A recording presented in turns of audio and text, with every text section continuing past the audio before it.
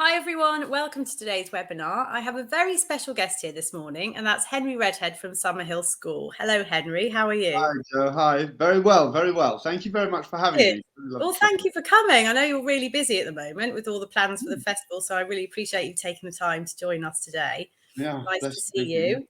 So you're obviously one of the grandsons of A.S. Neill, the author and founder of one of the world's oldest democratic school. Could you tell us a bit about the background to Summerhill, for those who don't know? What are the main principles of the philosophy and what sets it apart from conventional schooling? Yeah, well, I think so. A.S. Neill founded Summerhill School in 1921, oldest democratic school in the world. His his values are very much around the child, the freedoms and equality, community, democracy.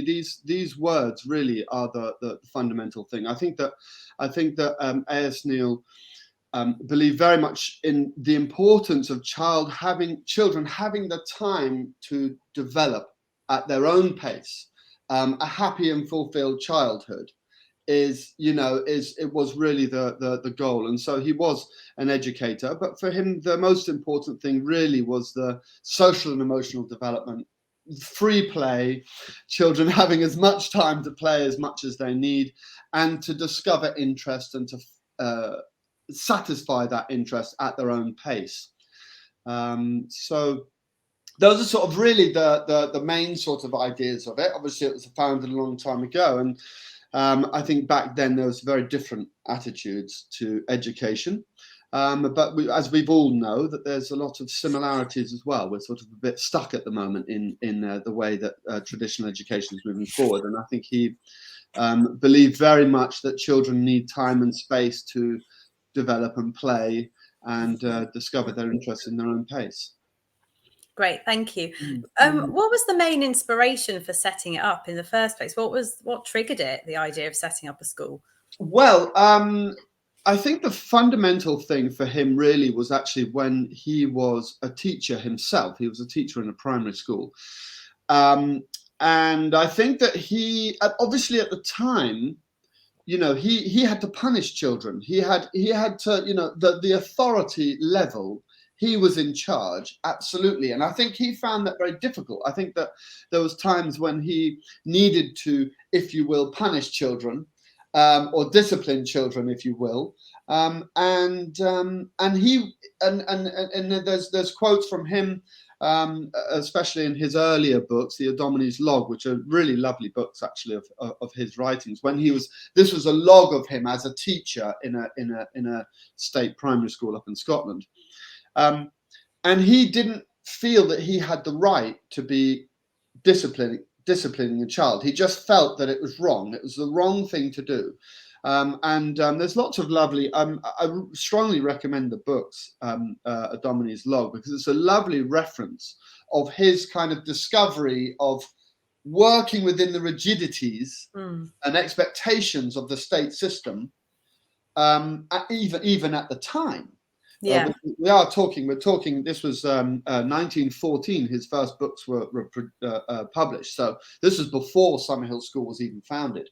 So it's his discovery of working with those children and really realizing that there was two, the square peg and a round hole, what education wanted from children and what the children actually need themselves.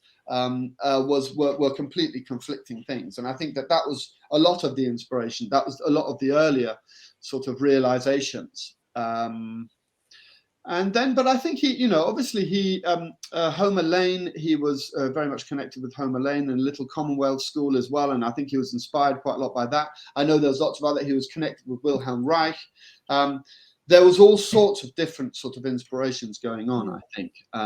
But a lot of that was actually the journey when he started the school, obviously founded in 1921. Cool. So can you tell us, for those that don't know, what is a democratic school? What does that mean?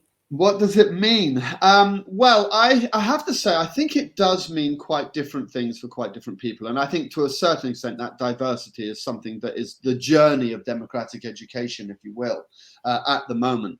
From our perspective, it's the role of democracy within Summerhill is actually a very important part. So the democracy is, we use it as a tool to run our community life, to solve conflicts. The values of democracy are based around equality, freedom of speech, autonomy, making your own decisions about your own lives. You know, at Summerhill School, we host democratic meetings to run our community, in a day-to-day way. So we make laws with everybody. All the children and all of the staff attend these meetings, and we all have an equal vote. We all are free to share our opinions and bring up things within the meeting. And we create laws within our community to help define and clarify, to a certain extent, the boundaries and what is okay and what isn't okay within our community living. And also to resolve conflict as well, or to assist with the conflict resolution process as well. So someone can bring someone up for riding their bicycle without asking for an example, and that person might get a small fine to deter them from doing the action again. So that's in quite sort of simplistic terms, but for us it's very important that the democracy isn't the focus. The focus is actually the children and the experience the children are having, and the fulfillment of childhood, the social and emotional development, the wonderful community living that happens, the responsibility that comes with living in a community. Those things are really much more the priority focus for us. But we use democracy to live together and to make those decisions, basically. That's interesting you say you've got laws, because I'm sure I've seen it in the press where they've described Summerhill as the school without rules. So how many laws do you have? Yeah. I think that the way that should be interpreted is laws that are imposed upon children. I think that the whole point, actually, we have many laws at Summerhill, but actually the most important thing is actually that we make all of those laws together as a community. So a 5-year-old, a 7-year-old, an 18-year-old, or one of the staff members can propose a law and bring them. So yes, Summerhill at the moment has around 400 laws. That's what I thought. I'm sure I'd heard there are actually hundreds of laws. Certainly not a school without rules. Yeah, the school without rules. I think that what's very nice about the rules, or the laws that are made at Summerhill, really is that they are made by the community, they're made by the children, and they're to clarify things that children specifically feel that they want to clarify. And I'll use a little example of that. We have a trampoline at Summerhill School, and 2 of the laws we have. One is you're not allowed to wear shoes on the trampoline, and the other one is that you're allowed to use the trampoline as much as you like, but if someone else comes and wants to go, then you have 5 minutes, and you then have to let someone else have a go. Now, the thing is that people often sort of think, oh, well, children should just know how to do those sort of things. But the reality is when you're creating equality within a community, it's very important that a 6-year-old feels comfortable and has the right to say to a 14-year-old, you're breaking the trampoline law, it's my turn now, because this is what's... And it's so actually, it's a very important element that a lot of the things that happen within Summerhill School are really what works best for the children, for the age ranges, for the, so that the community can then all relax and live with each other and have lovely relationships and spend, and to have that lovely community living, which Summerhill is so great at having. Would you say it's changed much over the 100 years, or has it stayed very true to that original ethos? I think the original ethos, Joe, it has changed. It has stuck to solidly. It's a very interesting thing, because often when people think about A.S. Neill was an educator. He was a psychologist. He did all of this amazing work within education. He did all this stuff. But I think really the values that he talks about actually are very just common sense humanistic values. Really, it's just, we all need to live with each other. It's not okay for me to power over someone else and dominate over someone else. It's not okay for me to upset someone else. We all have to be a bit responsible when we're all living together, because we've all got to pull the rope in some direction to assist everybody, really. So the actual values that Summerhill School sort of represents are very common, to a certain extent, common sense. They're very healthy humanistic values, really. And I think that when, thinking, for example, of A.S. Neill, he was an educator. It's very true, but we don't say that we want Summerhills all over the place. We want the values of Summerhills to be shared and to be appreciated. The children's rights, to a certain extent, we don't fight for children's rights, but it's very important that children have those rights. It's very important that they have time to fulfill their childhood and to grow naturally, and to have access to lots of wonderful things, but the choice then to access them. I think yeah. Is there anything that stands out as being like the most exciting or monumental in the last century for Summerhill? Good question. You can think about it. We can come back to it. No, well, I think a few things. I think the first thing I would say would be the court case that happened in 1999, in the beginning of 2000, because basically, Summerhill was on. It was threatened. It had a threat of closure, and we took the government, or specifically the DFE, or actually Ofsted, to court, because the way that they had portrayed, the way that they had inspected the school and the pressure they had put on us was not fair. And so that was a very important moment. But I think probably I would also say today, really, I think the fact that we're now in, celebrating 100 years, I think is the next. Obviously, more things that I'll talk about coming soon.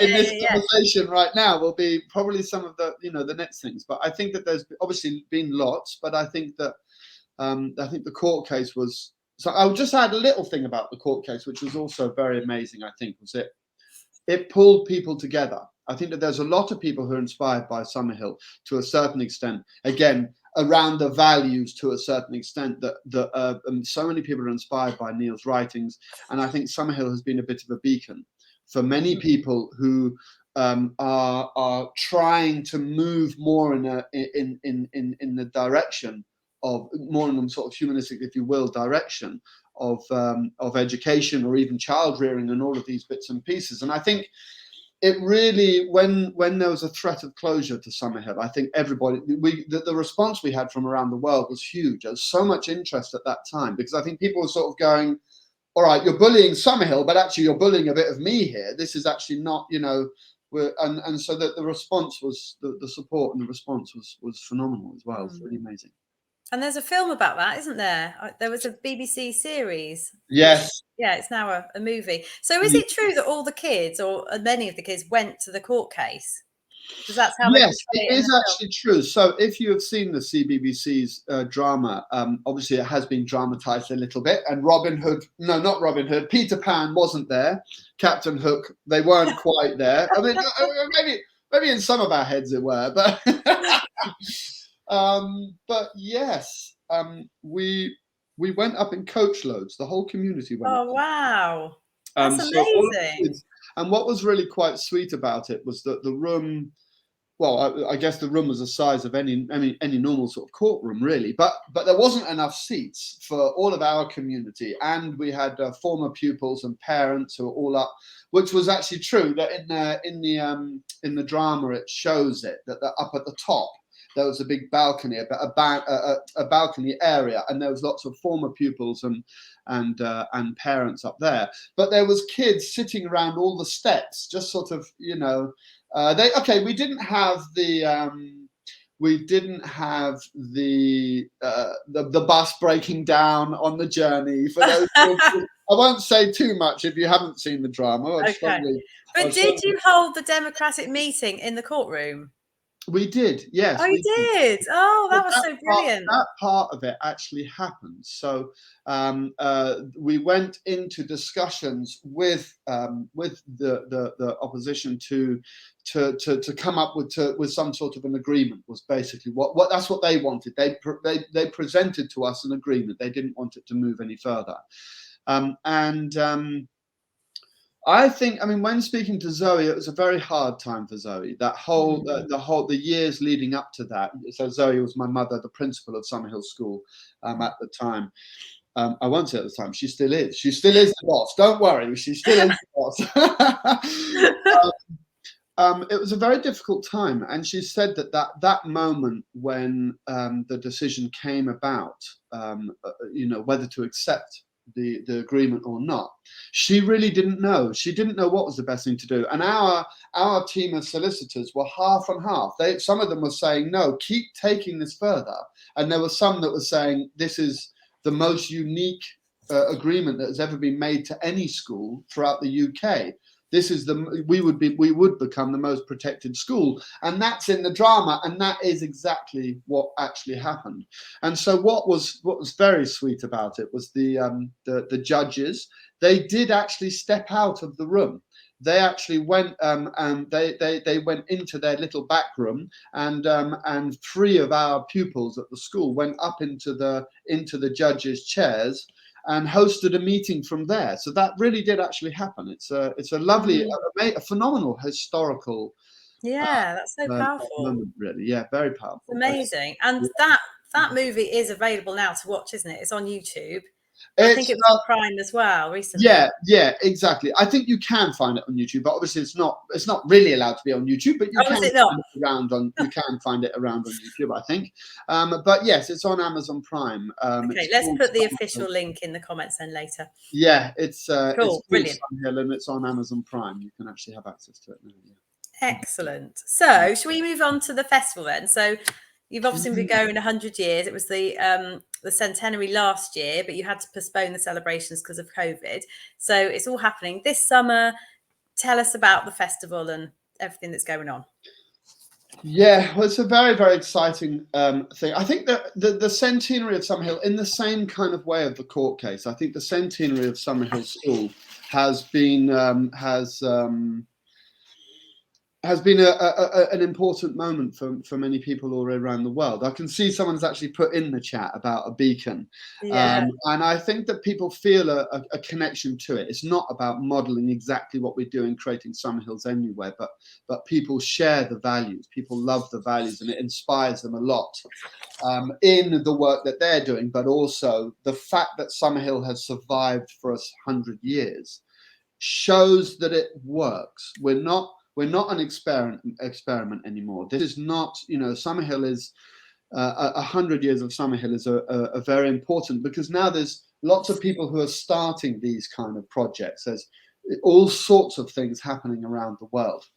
And I think the centenary has really sort of brought into that. And that, to a certain extent, was part of my inspirations around the festival, really. I wanted to celebrate with the world. The last sort of 10 years or so, I've traveled the world doing talks about Summerhill, about education, but meeting people who are starting schools. And I've seen so many different amazing projects, so many wonderful, wonderful things happening around the world. And it's not just someone starting their own little school, but actually work happening within the state systems as well, where really beautiful, wonderful work is being done. So I really wanted to create an event to celebrate with all of these people, really. Celebrate the 100 years of Summerhill, but also celebrate the wonderful work that everybody's doing. And so I guess that was sort of the original sort of inspirations. I think the other inspirations for the event was creating unity around the values rather than methodologies, rather than saying this is specifically how we need to be educating children, to be sort of saying, actually, when you look at all of these different ways of doing things, we all actually hold a few things that are really core, and those values are much more towards, if you will, humanistic values, towards towards children and childhood, children's rights as a part of that, the freedom, equality, community, free play, giving children the opportunity to play and play as much as possible. These are all things that people are feeling need to happen within education and child rearing. I'll add within child rearing as well. And so to a certain extent, the idea of this event is to create unity around those things so that we don't segregate everybody into different things saying, no, this is the best way to do it, and no, this is the best way to do it. That actually we're sort of really uniting around those core values and around the importance of childhood and alleviating pressure from childhood. So this is to a certain extent, what I've just been talking about is where the inspirations came from and where the sort of where we're at with the festival at the moment. I've got some things to share. I've got a lovely, and now I'm talking hot off the press because it hasn't even gone public yet. You're about to see a poster that hasn't been seen. Oh yeah, here we go. And this will give a bit of an idea of the people who are coming to be a part of this as well. Okay, so maybe if I start off by sharing my screen, I can just show you the poster, and then we can talk about that a little bit, and then I can. How about that? Right. This is the moment of testing technology. Let's see if we go here. So I'll share the screen, and we'll see where we go from here. Okay. There we go. I can see it. You're with us at the moment. Good. All right. Okay. So now I know that probably on your screen this might just look like a lot of text, but this is the lineup. I'm still going to say an indicative list of people and organisations and workshops and things happening at the festival. Do you want to just say where the festival is? So it's not actually taking place at Summerhill, is it? It's no. Good point. Yeah, good point. What I'll do is I'll start at the top here and I'll move down. So in the green line, you can see then we're at a place called Peak Hill Farm, which is in Leiston, which is the town where Summerhill School is as well, and it's in Suffolk on the east coast of England. Now, Peak Hill Farm is actually 3 kilometres walk from Summerhill School itself, and we have a lovely walk across the fields and public footpaths that literally goes to the door of Summerhill School. So people coming to the festival will have the opportunity to visit Summerhill on her birthday. Well, I say her birthday. Her birthday was actually last year, but COVID and the limitations that COVID provided meant that we're now celebrating 101 years of Summerhill, really. So it's just an opportunity for people to actually visit Summerhill School. Now, it won't be in session, so we won't have pupils, officially all of our pupils and all of our community there. This event was needed to be done in the holidays, but we are still going to have a few of our pupils and a few staff, some former pupils as well. And then we're going to have a presence at the festival as well. So there'll be lots of opportunity for people to visit the site of Summerhill School, but also learn a lot about Summerhill itself and to come and say hi and maybe a little toast just to celebrate 100 years and how important this moment is for everyone, really. Okay. This is the lineup. The first thing that I want to mention about the festival is we're extremely excited, so happy to be joining forces with a number of organisations. Actually, we've had a lot of interest, a lot of excitement about this event. But the first thing to mention is the IDEC, which I'll just explain. IDEC, for those who don't know, is the International Democratic Education Conference. And this is a conference that travels all around the world, is hosted once a year. And it has been now running for nearly 30 years, if I'm right. I don't now this exact moment. I've just realised I don't remember the exact date that the first one happened. I think it was either 91 or 92. I'm not too sure. But it was founded in Israel by someone called Yaakov Hecht, who started the first of these in Israel. And so for 30 years, it's been traveling around the world, supporting democratic education throughout the world. Now, I'm also going to mention it's actually grown. It's a wonderful, wonderful movement. It's a very, very lots of wonderful things happen. But what I'll also mention is, for example, it's now grown and split off and is all part of the same thing. So there's now a UDEC, which is the European Democratic Education Community. There's an APDEC, which is the Asia Pacific. There's an ADEC, which is Australia. There's an INDEC, which is India. And so there's lots of democratic communities all the way around the world, and they're all going to be coming. So we're going to have a lovely big marquee, which is going to be the deck tent, which I'll show you a little bit later on. So they're all going to be coming, so you can learn about. And so they're going to be they're going to have their own program. They're going to be having lots of lovely open space, and there's going to be lots of opportunity to be interlinking with the and learning about the democratic education communities. But also, which is also very exciting, is the Freedom to Learn Forum is going to be joining us as well. Now, the Freedom to Learn Forum, actually, the first sort of conversations around the Freedom to Learn Forum came out in 2017. Oh crumbs! I'm now not going to remember the name. Hebden Bridge. There's a school called Hebden Bridge, which is a small democratic school, and they started some conversations around setting up an event within the UK. And this now, every year, if you haven't heard of it, I strongly recommend you look into it. The Freedom to Learn Forum is part of what's called the Freedom to Learn Network, which is also very closely linked with the Phoenix Education Trust in the UK. Now they do lots of wonderful work, and the last 2 years they've done online forums, and this year they're coming to join us as well. So we're really excited that these two wonderful events are going to be joining us from the 5th to the 10th of August. So that's sort of the first part, really. Yeah, I think mentioning the date, obviously. It's a good start. But a really good one and an important one to put into your calendar is the 5th to the 10th of August this year. So we are only 5 weeks away. And as soon as I say that, there's a little bit of nervousness comes in me. There's a lot of work happening in pulling this wonderful event together.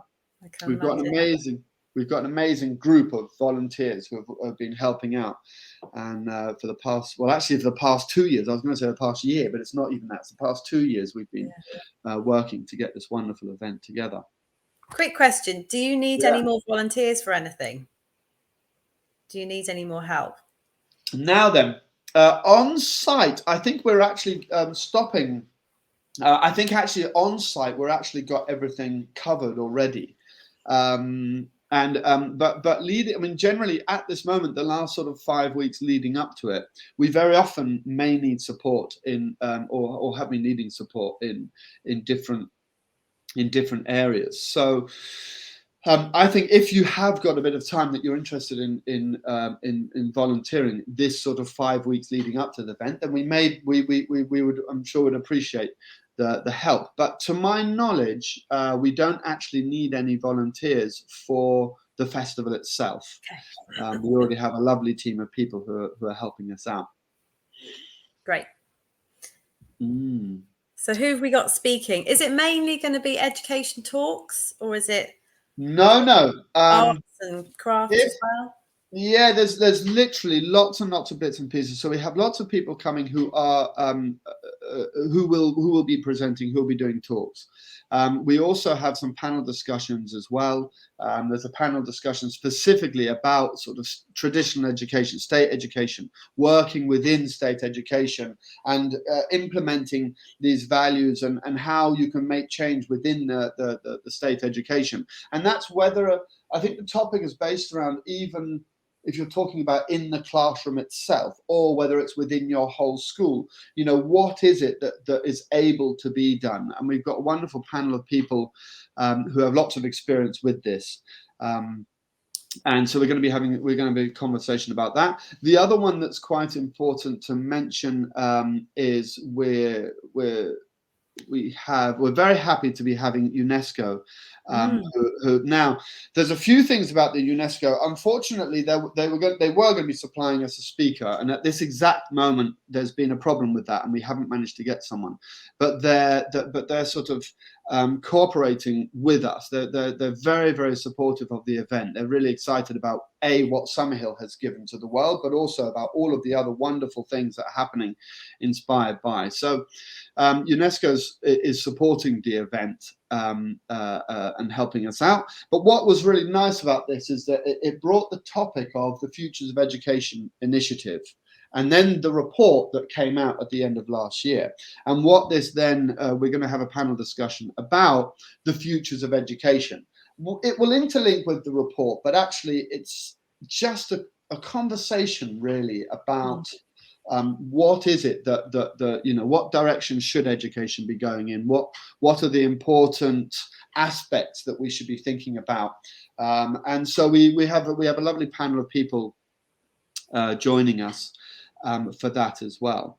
But it's important to mention that we, for example, we've got Oropedio there, which is they're an organisation from Greece, and they do experiential learning, sort of theatre pedagogy, and lots of lovely work, sort of through free play, but also through theatre and imagination and all of these beautiful things. And they're going to be coming to doing workshops with practitioners, but also just with kids, just to have lots and lots of fun. And so there's quite a lot of that happening. The Project Defy is from India, and they are just a group of really playful people who do lots of lovely fun things. And they're coming, bringing lots of lovely things to the table as well. So just going down a little bit further, we've got bands. We've got a few different bands actually that are going to be performing. We've got some solo artists coming. The idea for a flash mob. I know flash mobs should be secret, but you're not going to know when it will happen and who's going to do it. So this is part of the mystery, but it means that you can come and be a part of a flash mob. I think a lot of the things, and like we've got the music workshops and jam sessions, open mic sessions, the singing circles. A lot of the things that are happening are really very open space, very much inclusive for anybody to come and kind of just be a part of things, take up something and try, go to the arts and crafts area and have just have a play around. And this is when I say for everybody, obviously there's lots of this is going to be designed for kids, but there's also lots for adults as well. And so it won't just be talking heads about education. There's going to be lots of lovely conversations happening, lots of lovely workshops happening, but there'll also be lots of fun stuff. You can't really have a festival of childhood without having lots of fun stuff going on. Very true. So it's a family event. It's not very much so. Yeah, and it's not just for those interested in education outside of the state system. It's for people in mainstream as well. It's for everyone to share, isn't it, and be inspired. Yes, very, very much everybody to share. That's the sort of the uniting around the values. We've got, as I was talking about a bit earlier, there's a little. This here, Little Beelings, is a small primary school within Suffolk. They've been running for 20 years or so, and they are a state primary school, but they have flipped about as much as you possibly can. That they do fit all of the national curriculum. They do all of the amazing work, but they do something called Mantle of the Expert, where they teach all of their subjects through sort of role play and theatre and role play, where the children actually immerse themselves into wonderful fun games and fantasy and all of this lovely stuff whilst learning what they're doing. And they have democratic meetings and they make decisions about their school. So I think that what we're really wanting to do is to sort of really invite anybody who are interested in these values and to learn, but also to share with this wonderful community of people and coming to this festival. Brilliant. Sounds amazing. So it's 5 days or 6 days? Well, so it starts on the Friday. I think we're starting at 11 o'clock on Friday, and it will run through till 6 o'clock on the Wednesday. So we've got I'm now trying to count. We're basically 6 days, Yeah. give or take a little bit here and there, basically. I think that the Friday, people will be sort of landing, networking. We've got some lovely talks. We're going to have the open ceremony on Friday. States of Mind, a lovely organisation in the UK who do amazing work within state schools. We've got some young people from schools who are coming to talk about children's rights and what they can do within the state school. They're actually coming, and they're going to be there on the Friday, doing their talks as well. So we've got lots of lovely stuff throughout on all days, really. And can people go just for one day, or do they come for the whole time? Yeah, absolutely. They can come. We have day tickets as well. We have student discounts throughout as well. So we can just do one day.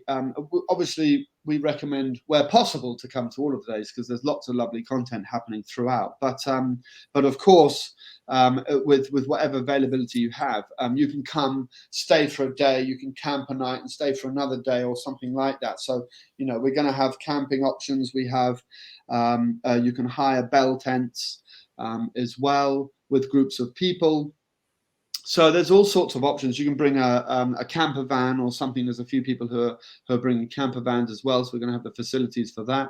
And obviously in the local area, Suffolk is it's a very beautiful area. There's lots of wonderful sort of hotels and Airbnbs and accommodation around as well that can also be got as well. So great. Let me see if I've got any more questions. It's turning into a very exciting event. I think something for me that's also very exciting about it is the international element.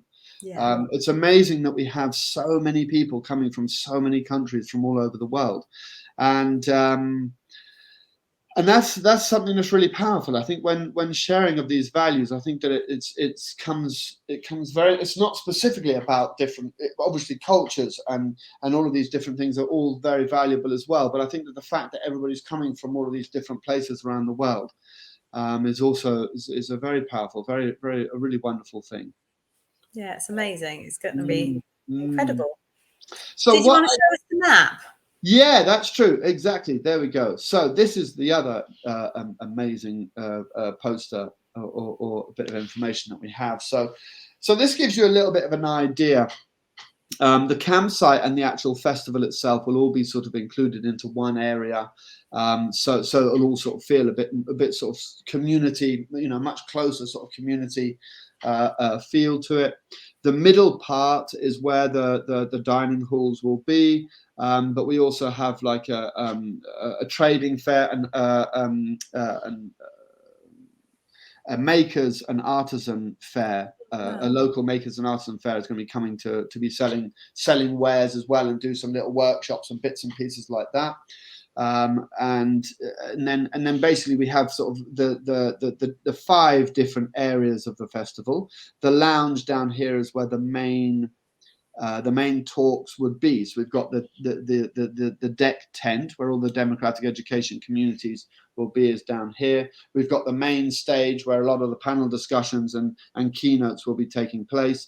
We've got the Freedom to Learn tent happening over here as well, with them and all of their amazing content.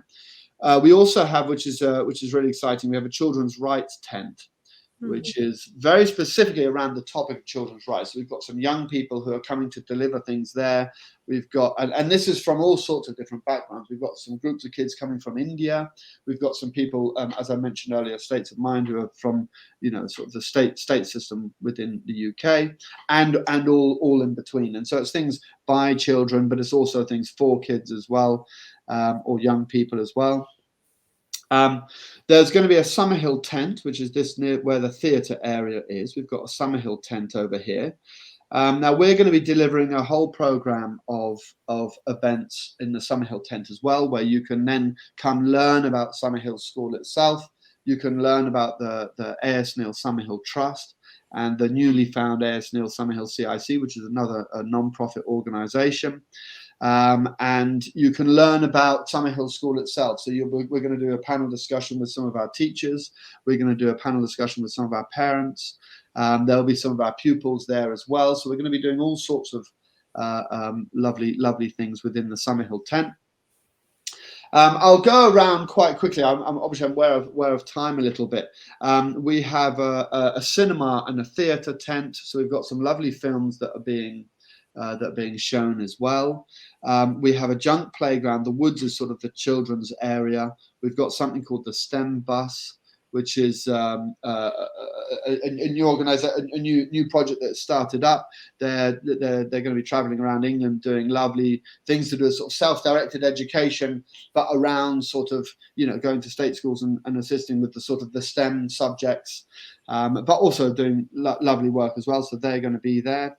The junk playground is they're originally founded in the UK, but they're also doing they started one up in America, in New York, and the team who started that one in New York are coming over to do a junk playground at the Summerhill Festival, which is really exciting.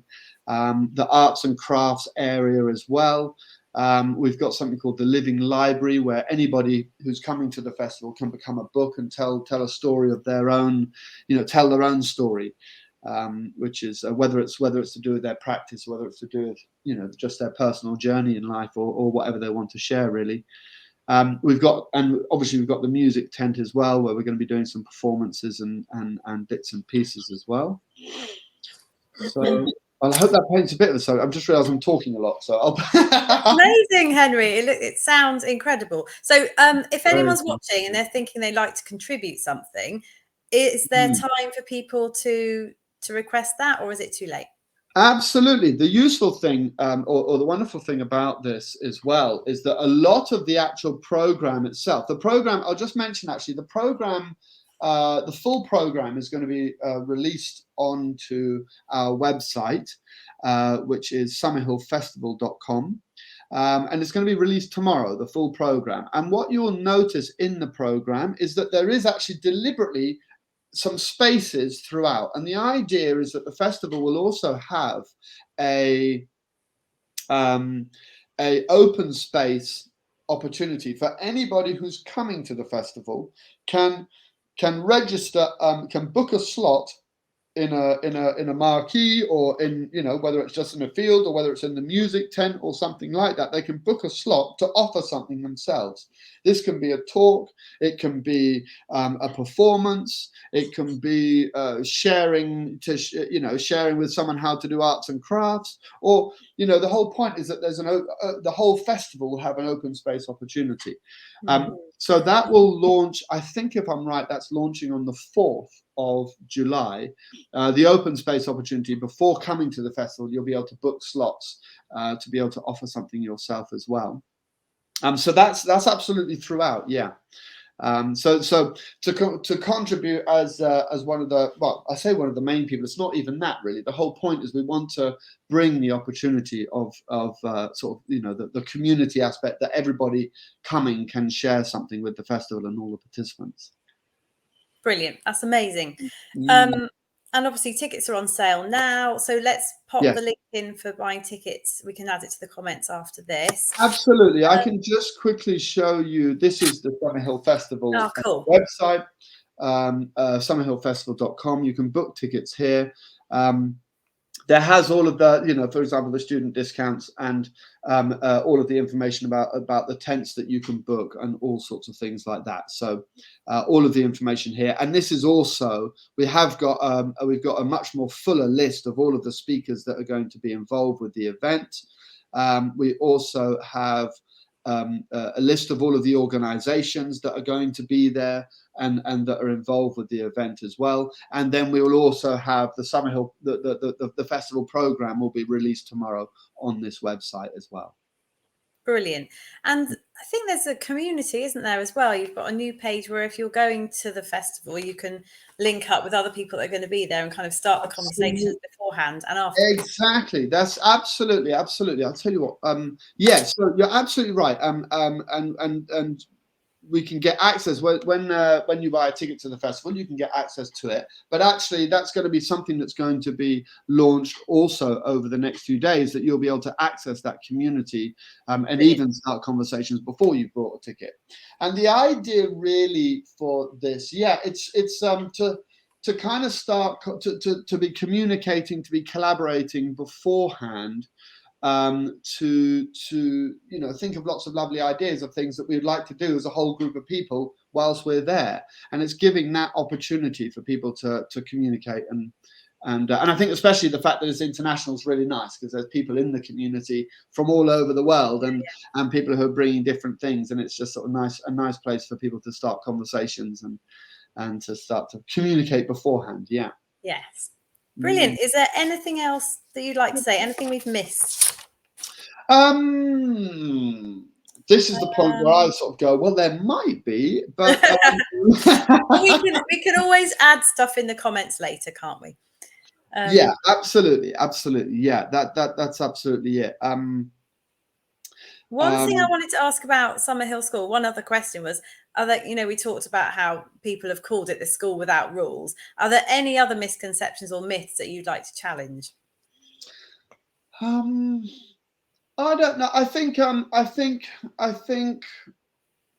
I don't know really. I think there's a few things. I think people sort of feel that it's difficult that you can't trust children. That if you just leave them, or create an atmosphere or an environment where you can give them freedom, then you can't trust them to make those decisions about their lives. But actually, I think that is a myth that's a very important one that Summerhill has really proven.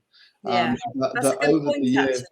So in terms of, like, say, behaviour, do you find that having them, when they're able to co-create the rules, do you find that improves things? Absolutely, of course it does. Absolutely. But I think, it is co-create, but it's also equalizing the child's voice, saying that a fight, and this is why at Summerhill, to a certain extent, we really want to preserve their time as a child and not make, as Neill said, not make young adults of children.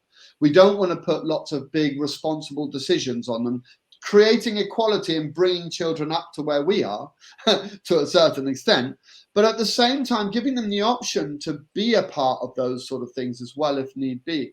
What's so important about that is that a child bringing up the fact that someone rode their bike without asking or called them names and upset them, that is just as important as making big policy decisions about online safety, or running our school. Big sort of decisions that that we equalize those things. And it's very important that children feel that what it is that's important to them, that whatever age they are, that's a very important part. And I think that's something that we've maintained very well at Summerhill, and still continue to. And not only that, but see the importance of not making small things of something of what they do. And I think that's something that's a very, very powerful part. I know what I was going to ask you. So you mentioned earlier the community interest company, the A.S. Neill Centre. Yes. Did you want to elaborate on that and explain what that's all about? Absolutely. So, well, what it is, so the Summerhill Trust is is a charity that has been working alongside Summerhill for the past 20 years, and they raise money to support people financially in attending Summerhill or going through the having their children at Summerhill. So that's sort of, and they also deal with the books and sort of people want to translate or publish the A.S. Neill's books. So the A.S. Neill Summerhill CIC, we started really to support people in implementing these kind of values into their own situations, their own school, their own classrooms. So as an example, we recently did a course called The Role of the Adult, which we're going to do more of these online. These will be, again, coming soon in autumn and in the beginning of this coming year. We're going to be offering a course which is called The Role of the Adult. And the point really is with Summerhill values, the relationships on how adults should be working with children, how they should be dealing with children, what different sort of things that they can be applying into their practice that might help to be able to create better relationships and better learning environments, and facilitating a happy and fulfilled childhood is the term that goes with the role of the adult. But also in facilitating and supporting research at Summerhill School itself, but also globally, to be sort of creating better situations for disseminating really good quality and wonderful research that happens around the world as well. And also supporting people starting up schools, or even if they've got a school that they want support with, that we, to be able to help implement, sort of values to a certain extent of Summerhill School, rather than making your school of Summerhill, but supporting you in building your school, and implementing some of the practices and values of Summerhill School. So it's a very exciting little project, and it's directly linked. Or right next door to Summerhill School itself. So the fact that we're and so that these organisations, and I'll also just quickly mention as well that we're planning to build an archive and research centre at Summerhill. This is also to celebrate 100 years of Summerhill School, really to celebrate its history. But also to celebrate its life, its continuation of its life, really. Summerhill is an exceptionally unique community, really, educational environment, but community as well. And so we're very excited about this project. We've had some amazing stuff coming in, and people who are donating some wonderful, wonderful material for the archive itself. And so this is about A.S. Neill and his writings, but it's also about the school and the development of the school and the school today and the continuation of the school tomorrow and onwards, sort of preserving and sharing to a certain extent the amazing work that Summerhill does. That's amazing. Does that have a separate website? Now then, you can go to, I will just also, this is good, Joe, you keep reminding me of things. This is great. I'll just quickly share my screen again, just for a second. If you don't mind just giving access to that one. So this is a website called, this is the centenary website. It's called 100 Years of Summerhill. And here you can find out there's lots of lovely ways. It's an interactive website where you can come and you can share there's lots of wonderful projects that people are doing from around the world, inspired by Summerhill, and to sort of celebrate 100 years with us. But also it has information about the A.S. Neill Centre as well, and the plans for the A.S. Neill Centre and what we're hoping to achieve. Now, the reality is we have been set back a little bit, obviously, during COVID. That has been quite a difficult time for all of us, and so it's set us back a little bit, but we're now sort of planning to be moving ahead with the project to get it up and running as soon as possible. Brilliant! That's so exciting. It's really amazing. Yeah, it's really, really nice. Lovely stuff. Yeah. Oh, great. Well, congratulations on your centenary, and all the best for the festival. And I look forward to seeing you there. Yeah, amazing, Joe. Lovely to have you there, and really looking forward to it, and looking forward to seeing anybody who can come to join us for this wonderful celebration. Amazing. Brilliant. Thanks for coming along today to tell us all about it. No problem. I will add all those links in the comments later.